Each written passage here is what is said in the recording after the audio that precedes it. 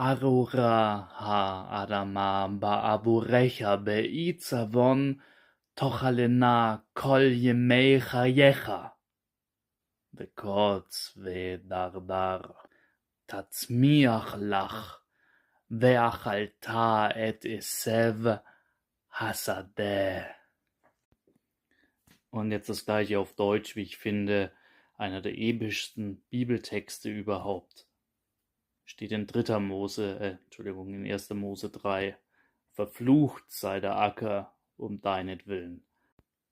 Mit Mühe sollst du dich davon nähern, dein Leben lang. Dornen und Disteln soll er dir tragen, und das Kraute des Feldes sollest du essen. Im Schweiße deines Angesichts sollst du Brot essen, bis du zum Erdenboden zurückkehrst, davon du genommen, denn Erde bist du, und Erde